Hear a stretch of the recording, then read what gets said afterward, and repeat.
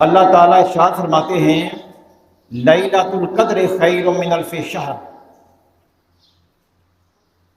شب قدر جو ہے یہ 1000 مہینوں سے بہتر ہے، برابر نہیں، رب نے فرمایا یہ بہتر ہے، خیر من الف شہر،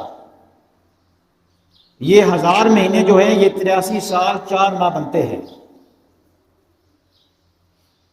تو پہلی اس کی عظمت یہ ثابت ہوئی کہ لیلۃ القدر شب قدر کی شان میں اللہ پاک نے پوری سورۃ قدر کو نازل فرمایا ہے۔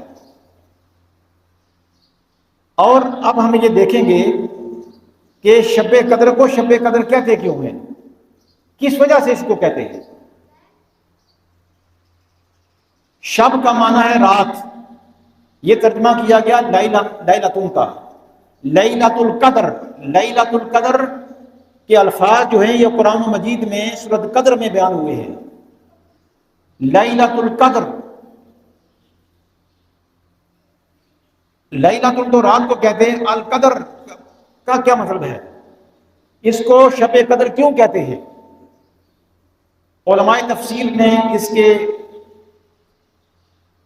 معانی بیان فرماتے ہوئے یہ بات بیان فرمائی ہے کہ قدر کا لفظ جو ہے یہ قرآن و مجید میں تنگی کے معنی میں بھی استعمال ہوا ہے۔ اللہ تعالیٰ ارشاد فرماتے ہیں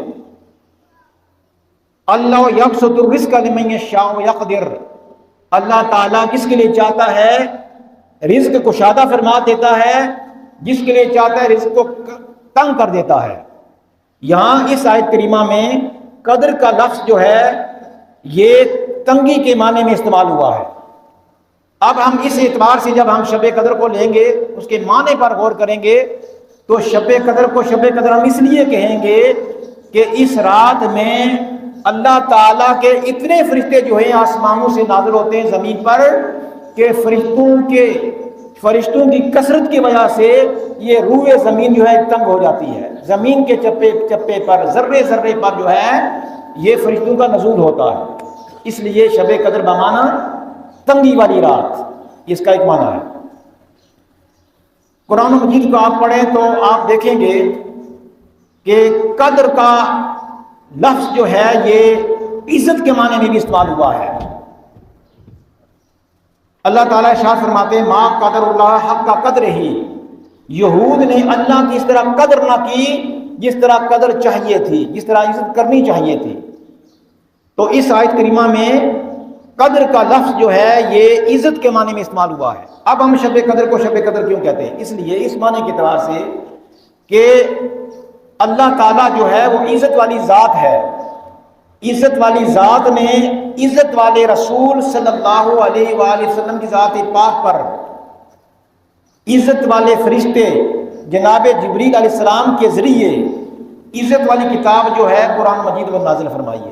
اس لیے شب قدر بمعنی عزت والی رات، اور قرآن مجید میں قدر کا لفظ جو ہے یہ اندازے کے معنی میں بھی استعمال ہوا ہے۔ قرآن مجید میں اللہ تعالیٰ ارشاد فرماتے ہیں اِنَّا كُلَّ شَيْءٍ خَلَقْنَاهُ بِقَدَرٍ، ہم نے ہر چیز اندازے سے پیدا فرمائی ہے۔